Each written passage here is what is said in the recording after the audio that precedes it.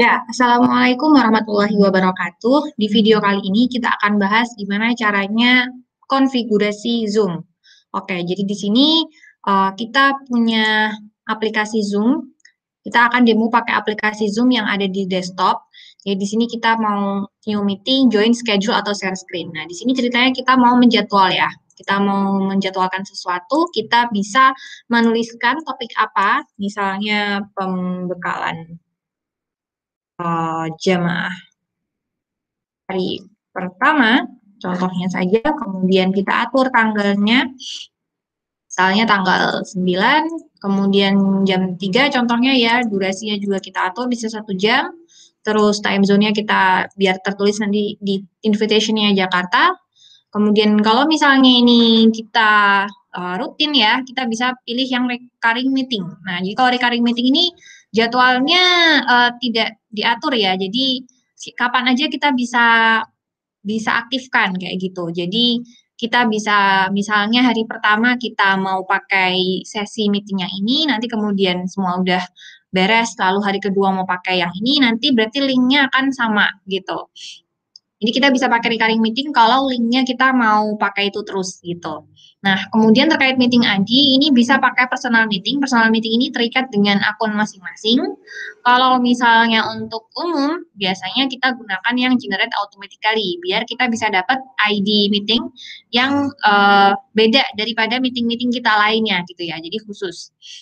Kita bisa atur apakah meeting kita pakai password atau enggak. Jadi kita kalau di uncheck berarti nggak pakai passcode. Kalau kita cek berarti pakai passcode. Kita bisa atur, misalnya kita atur persona ta'aruf seperti ini ya. Oh, ternyata ada maksimalnya. Jadi kita kasih misalnya ta'aruf seperti ini. Kemudian waiting room ini kita bisa adakan atau tidak. Jadi kalau misalnya ada waiting room, kita atur peserta itu tidak bisa langsung masuk ke meeting. Kita harus persetujuan host dulu, persetujuan yang membuat meeting apakah boleh masuk atau enggak kalau ada waiting roomnya. Kalau enggak ada waiting roomnya, ini nanti peserta kalau klik linknya ya masuk minta masuk ke meeting room itu langsung bisa masuk tanpa perlu disetujui oleh host meeting. Nah ini bisa dicentang atau tidak dicentang. Kemudian video, video di sini kita bisa atur on atau off hostnya ketika nanti memulai sesi meeting, apakah video hostnya itu menyala atau tidak. Kemudian partisipan ketika bergabung itu apakah videonya defaultnya nyala atau tidak. Ya, kalau ini biar tidak mengganggu, saya biasanya setting off semuanya. Kemudian audio ini kita atur yang komputer audio saja karena telepon itu biasanya hanya bisa digunakan di Amerika ya. Kemudian ini kalender kalau kita mau mengintegrasikan dengan Outlook atau Google Calendar, jadi nanti kalau kita pilih misalnya Google Calendar, ketika kita save nanti dia akan buka ke Google Calendar gitu. Nah, kalau saya setting manual saja, jadi saya pilih yang other calendars. Kemudian di sini ada beberapa pilihan, misalnya enable join before host, kalau kita centang, nanti peserta itu bisa masuk ke meeting room meskipun kita belum mulai, meskipun host itu belum masuk ya. Jadi kalau amannya sih mending tidak perlu dicentang karena kita mau memastikan bahwa yang pertama kali masuk di meeting room itu adalah hostnya kan. Jadi kita ini uncentang saja, tidak perlu dicentang. Kemudian mute participants upon entry artinya peserta yang pertama kali masuk itu dalam kondisi mute ya. Mikrofonnya itu tidak bersuara gitu. Jadi ini biar nggak berisik, biasanya ini saya centang. Kemudian only authenticated users can join, ini biar kita bisa mendata alamat email peserta yang masuk ya. Di sini ada beberapa pilihan, ada sign in to UI, staff only, itu karena saya dosen ya, jadi staff. Kemudian sign in to Zoom UI ini berarti semua akun yang ada di UI ACID, bisa students juga bisa. Kemudian atau sign in to Zoom ini asalkan sign in saja, jadi bisa pakai akun Gmail misalnya untuk sign in ya, tapi dia harus login dulu. Nah, kalau misalnya tidak dicentang ini berarti tidak harus login pesertanya. Kemudian automatically record meeting ini kalau kita mau otomatis merekam meeting. Kalau saya biasanya kalau pertama kali kita mulai sesi meeting di Zoom itu kan kita perlu persiapan dulu dan lain-lain sehingga ini tidak perlu saya cetak. Ini biasanya kalau mau kita rekam, kita nanti kalau sudah siap baru kita pilih untuk merekam ya. Jadi tidak otomatis ketika kita pertama kali membuat sesi Zoom. Ini kalau mau ada alternatif host untuk memulai meeting, kita bisa masukkan alamat email wali jamaah kita ya, alamat akun Zoom wali jamaah kalau misalnya kita mau ada alternatif host. Jadi alternatif host itu dia bisa memulai meeting meskipun kita belum masuk ya. Jadi bisa orang lain yang membantu untuk membuka ruang meetingnya. Ya, nanti kemudian klik save ya. Ini karena saya lagi nggak mau, kita klik cancel saja. Nah, nanti bisa dilihat jadwalnya di bagian meetings di sini. Jadi di meeting sini nanti kalau kita punya beberapa jadwal, nanti akan terlihat di sebelah kiri di sini ada beberapa gitu. Kemudian untuk contoh selanjutnya kita akan pakai yang personal meeting saya saja. Jadi kita bisa pilih ya mau meeting yang ini start misalnya atau saya pilih yang personal meeting nih kebetulan. Lalu kita akan mulai. Ya, di sini ada beberapa hal yang bisa kita lakukan. Pertama adalah melihat partisipan, jadi nanti partisipan akan muncul ya di sebelah kanan sini. Kita bisa tampilkan dengan mengklik yang bagian partisipan di sini. Kemudian juga chat, kita bisa menampilkan atau menghilangkan chat dengan tombol chat yang ada di sini. Kemudian kita bisa atur ini ya, bisa atur virtual background itu ada di sebelah sini. Jadi kita bisa mau pilih yang mana. Ini kebetulan saya tadi habis webinar, kita misalnya mau pilih virtual background yang ini atau tidak pakai virtual background atau pakai yang mungkin bergerak-gerak. Kalau ini jadi kayak berasa di pantai gitu ya, kita bisa atur mau pakai yang mana untuk virtual background. Oke, kemudian ini kalau kalian sudah update Zoom, kita juga bisa pakai yang namanya video filters nih. Nah, di video filters ini bisa pakai buat yang lucu-lucuan. Misalnya, ya. Jadi ini kalau kalian mau pakai yang buat lucu-lucuan, itu juga bisa pakai yang ya. Saya belum pernah coba semuanya sih. Jadi mungkin ada beberapa, oh ya. Nah, jadi ini kalau mau buat lucu-lucuan ya ini. Oke, kemudian kebetulan mumpung di sini ada beberapa settings ya. Jadi di sini kita bisa atur settings. Ini sebenarnya kita bisa ikut yang default saja daripada pusing mikirin ini seperti apa. Kemudian videonya, misalnya kita mau atur seperti apa. Ini kalau di mirror, maka ini saya mengangkat tangan kanan, tapi yang tertampil adalah di bagian tangan kiri ya, seolah-olah ya. Padahal saya sedang mengangkat tangan kanan. Tapi kalau tertampil di layar situ, itu adalah terlihat seperti tangan kiri kan, kalau yang kita lihat ya. Tapi kalau misalnya kita pilih yang seperti ini, di tangan kanan, di layar juga terlihat tangan kanan, tapi kita melihatnya kebalik gitu. Jadi bukan kayak di cermin, jadi agak sulit. Jadi baiknya emang mirror my video saja.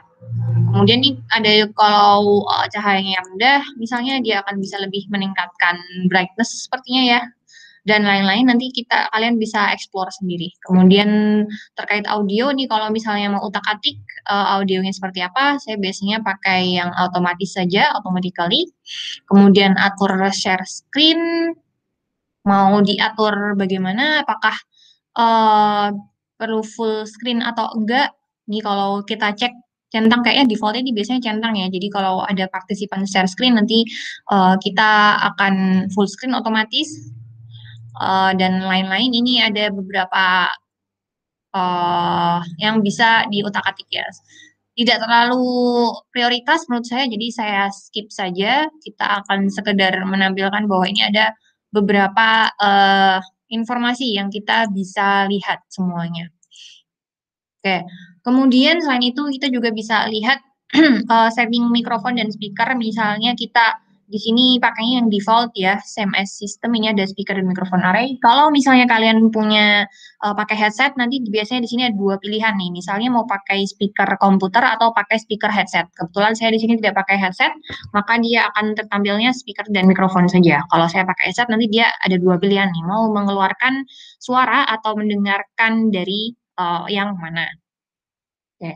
Kemudian security di sini kita bisa atur enable waiting room atau enggak. Lock meeting, kalau lock meeting ini artinya kita ruang meetingnya udah kita kunci. Karena loginya kayak di ruangan gitu ya. Kalau sudah dikunci berarti tidak boleh ada yang masuk lagi gitu. Jadi kita sudah kunci, tidak boleh ada yang masuk lagi. Ini kalau partisipan boleh share screen atau enggak. Jadi kalau pesertanya boleh menampilkan sesuatu, ini kita kasih centang. Kalau enggak tidak dihilangkan saja centangnya. Kita juga bisa atur sebagai host apakah peserta boleh chat, boleh mengubah nama, atau belum boleh unmute themselves. Jadi kalau misalnya mau menghindari keributan dan kita pengen fokus ngomong tanpa diganggu peserta, peserta yang tiba-tiba misalnya suara mic-nya bocor atau seperti apa, kita bisa pilih yang ini sehingga peserta akan mute selalu, kecuali kita sudah mencentang ini dan peserta bisa membuka mic-nya ya. Itu kemudian lain-lainnya adalah kita bisa record juga ya mungkin, tapi kita nanti pakainya yang YouTube saja kalau saran saya. Kemudian kita bisa atur breakout room. Nah, di sini breakout room kita bisa pilih otomatis. Kalau otomatis nanti dia atur secara random. Kalau manual itu kita pilih masukkan satu-satu. Kebetulan karena saya sendirian, jadi saya belum bisa mengassign siapa-siapa. Jadi kalau misalnya ada pesertanya, kita bisa assign siapa masuk yang mana. Ini kalau misalnya mau ganti nih, kita mau buat ada 2 ruangan. Nah, jadi di sini kita nanti bisa rename juga. Misalnya kita kasih nama ini kelompok kelompok mawar. Ini kita kasih misalnya nama kelompok melati. Nah, kalau kayak gini nanti kita bisa assign nih pesertanya. Oke, mohon maaf ada motor lewat. Pesertanya nanti akan muncul di sini ya. Kebetulan karena saya sendirian, jadi kita akan meng-assign nanti pesertanya sendiri. Ini kalau yang manual. Kalau yang kita pilih yang otomatis, nanti otomatis akan di-assign oleh Zoom secara random. Gitu. Nanti kalau udah, kita open all rooms. Nah, kalau mau nambah room juga bisa pakai add room. Kalau menghapus tinggal delete. Gitu ya. Ada option lainnya. Ini silakan bisa dibaca masing-masing ya. Apakah kita mau memindahkan partisipan secara otomatis atau biar pesertanya secara sadar masuk ke breakout room gitu ya. Karena kadang ada yang pesertanya itu maunya memilih sendiri ya, mau masuk breakout room atau di main room saja. Terus ini apakah boleh pesertanya kembali ke main session atau durasi breakout rooms-nya kita kasih berapa menit secara saklek gitu ya. Nah, itu dan lain-lain. Kita bisa atur juga countdown-nya setelah breakout room itu kita misalnya sudah nutup semua room ya. Peserta akan kembali lagi ke main session itu setelah berapa lama gitu. Kita bisa atur di sini. Oke, kemudian di bagian sini participants ya, ini kalau di sini nggak ada titik 2, jadi ini di bagian participants. Di sini kita juga sama, bisa enable waiting room, kemudian tadi ada terkait mute, unmute, dan juga rename ya. Kemudian kalau misalnya kita merasa banyak yang open mic dan itu berisik, kita bisa meminta semuanya, oh ini unmute ya berarti ya. Jadi kalau misalnya kita mau semuanya ngomong, karena kita nggak ada yang jawab misalnya, kita bisa ask all to unmute, biar nanti peserta ada ini ya, ada pop-up muncul. Hostnya minta kamu ngomong, minta kamu unmute, kamu bersedia atau tidak. Selain itu ada play sound when someone joins or leaves. Ini kalau kita centang, kalau ada yang masuk nanti akan bunyi ting tung gitu. Jadi kita kalau misalnya lagi nggak fokus ke layar, kita bisa dengerin nih. Kalau ada yang masuk, ada bell-nya. Oke. Oke, seperti itu. Kemudian di bagian more ini untuk yang live ya. Jadi kita misalnya mau live on YouTube, maka nanti akan tertampil seperti ini. Tampil di akunnya mau pakai apa. Kebetulan saya punya ada 2 sign in ya. Kita pilih yang akun pribadi saya. Nah, nanti di sini kita atur judulnya apa? Judul video YouTube-nya. Kalau di sini kita mau kasih pembekalan jamaah pesona ta'aruf. Nah, kemudian kita atur privasinya yang unlisted saja. Jadi kalau unlisted ini hanya yang punya link yang bisa nonton ya. Kalau public ini semua orang bisa nonton. Kalau private hanya kita atau orang-orang yang kita undang saja yang bisa nonton. Sedangkan kalau unlisted asal punya linknya itu bisa. Nanti tinggal pencet go live. Setelah go live nanti videonya akan direkam oleh YouTube. Jadi biasanya dia butuh waktu sekitar sampai 1 menit mungkin ya untuk persiapan. Nanti baru akan tersimpan di YouTube. Oke, jadi di sini ini contoh saja, saya tidak akan live-kan, ini saya tutup saja. Oke, yang selanjutnya adalah terkait dengan kalau kita sudah share screen ya. Jadi share screen, di sini saya mau share screen. Oke, di sini juga ada ini ya. Apakah beberapa partisipan bisa share bareng-bareng atau hanya satu partisipan yang bisa share saja atau kita mau lihat option lainnya? Siapa yang bisa share? Apakah semua partisipan atau hostnya saja? Ini juga kita bisa atur di sini. Kemudian kalau mau share screen ini kita pilih ya, mau pilih yang sesuai Windows-nya saja. Tab window tuh jendela. Jadi contohnya di sini saya punya notepad, ada ini lagi buka folder, kemudian ini ada beberapa browser ya yang sedang saya buka. Nah, kita bisa share sesuai dengan aplikasi yang kita buka nih. Misalnya saya mau share tentang yang jendela yang ini. Nah, itu kita bisa share, nanti hasilnya seperti ini. Kalau mau share yang screen juga bisa. Kalau screen nanti yang tertampil adalah semuanya ya. Kebetulan di sini saya ada 2 screen. Ini adalah screen kedua saya. Maka kalau saya pilih yang screen 2, nanti yang terekam adalah ada hijau-hijaunya ini ya di pinggir. Nah, itu adalah satu screen, satu layar termasuk tombol-tombol yang ada di bawah dan informasi dan notifikasi yang ada di bawahnya akan tertampil juga. Jadi kalau tadi yang hanya ini saja, itu nanti yang tertampil itu hanya ini saja, hanya uh, browser Chrome ini saja, sedangkan tombol-tombol yang di bawah ini tidak akan terlihat. Gitu. Kemudian selain itu ada juga bagian advance ini kalau mau misalnya kita mau atur portion. Kita mau atur portion, nanti ini biasa ada ini ya. Ya, kita mau atur seberapa gede tuh. Jadi kita bisa atur misalnya hanya bagian ini saja, kita nggak mau ngeliatin yang sebelah sini, jangan kelihatan gitu ya. Kita mau ngeliatin yang ini sebelah sini saja, kita bisa atur tadi menggunakan yang portion of screen. Kita bisa atur mau seberapa ukurannya dan lain-lain, itu kita bisa pakai yang portion of screen. Kemudian kita juga bisa atur misalnya suaranya saja. Kita suaranya saja itu juga bisa. Nah, ini hanya suaranya saja. Kemudian ini kalau ada kamera eksternal ya, kebetulan saya tidak ada kamera eksternal, jadi biarin aja. Atau ini kita mau file, ini jarang saya pakai. Bisa kita pakai yang ini. Nah, oke. Kebetulan selanjutnya kita akan coba yang ini saja. Nah, di sini kalau kita sudah sedang kontrol, sedang share screen, ini ada yang namanya meeting control ya. Jadi ini namanya meeting control, bisa di atas atau di bawah. Jadi kalau kita pencet yang ini nih, dock to top, nanti dia akan munculnya di atas.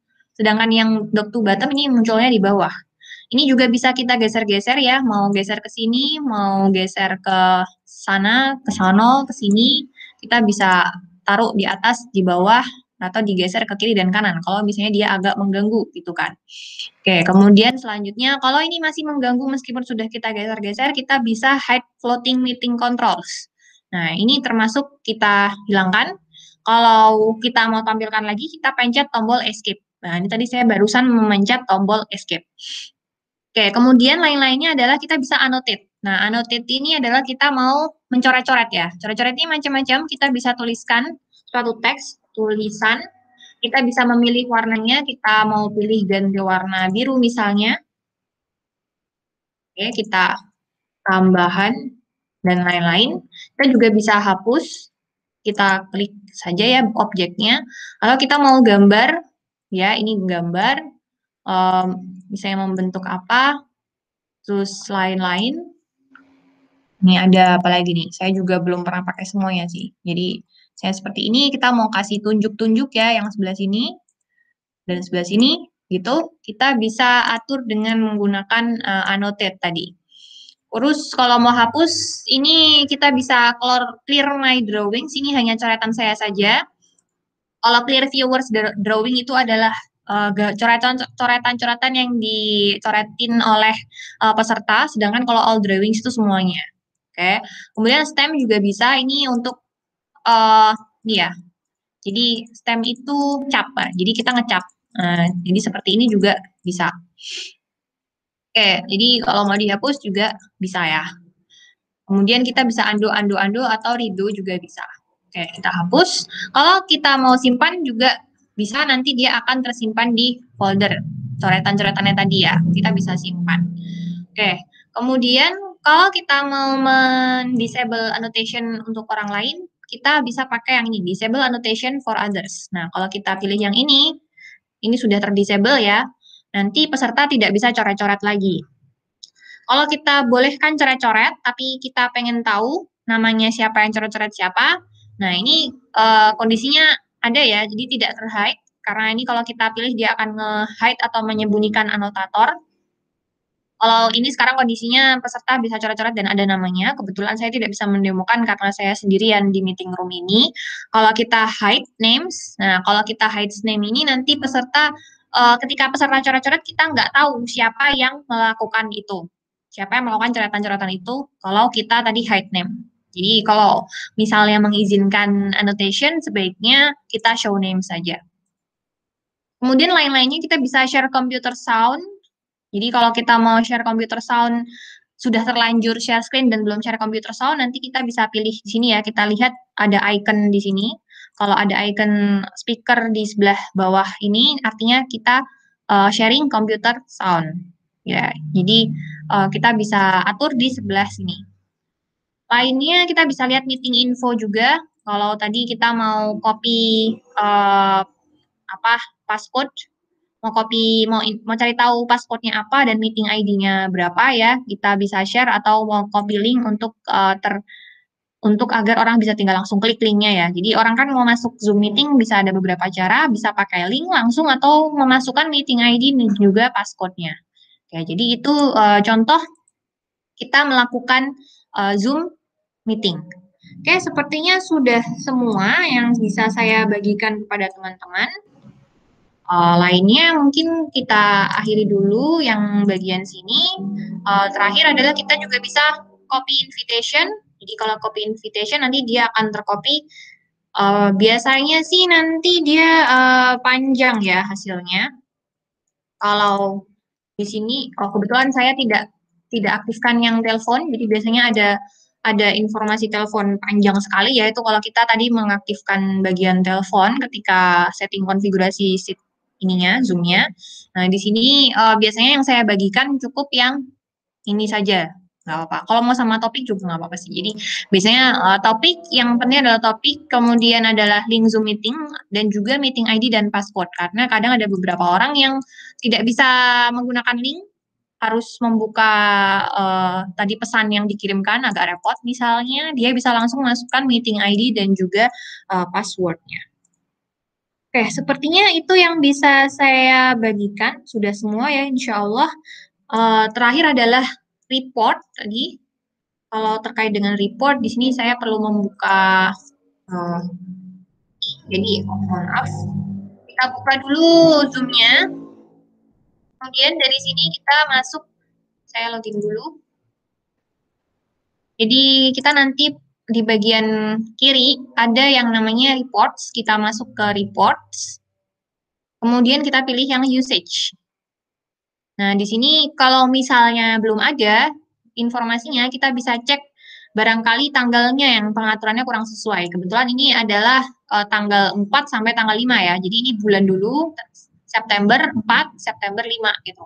Kalau misalnya kita mau cari yang sebelum-sebelumnya, kita bisa lihat asalkan dia dalam jarak waktunya satu bulan ya. Jadi kita mau lihat sampai yang misalnya Agustus 10 ini masih bisa. Itu ada banyak kan.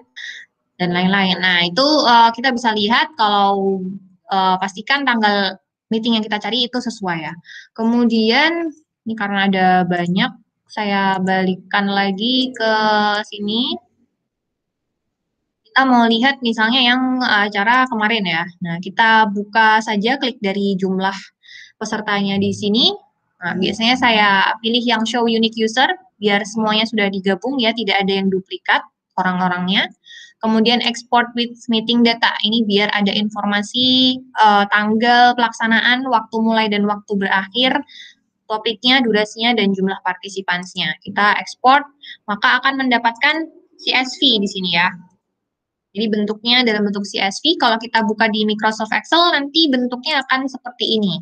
Kalau kita mau simpan di Excel dan tampilannya lebih cantik, kita bisa lakukan dari bagian data ini, text to columns, kemudian kita pilih yang delimited, karena ada pemisahnya gitu kayak kita pilih karena ini pemisahnya pakai koma ya, kita pilih yang koma lalu kita klik finish. Nanti hasilnya akan seperti ini, jadi kita bisa melihatnya dengan lebih mudah. Kita juga bisa lakukan sorting ya. Misalnya kita mau sorting, kita mau lihat siapa sih yang mengikuti sesi paling lama. Nah, ini kita bisa sort, pilih berdasarkan yang kolom C ya. Misalnya kolom C dari largest to smallest. Nah, ini berarti terlihat yang paling lama di Zoom meeting itu siapa, gitu ya. Oke, jadi itu saja yang bisa saya bagikan di rekaman kali ini. Semoga bermanfaat bagi Mas, Mbak, teman-teman semua. Apabila ada yang mau ditanyakan, bisa ditanyakan di kolom komentar di bawah ini. Terima kasih. Wassalamualaikum warahmatullahi wabarakatuh.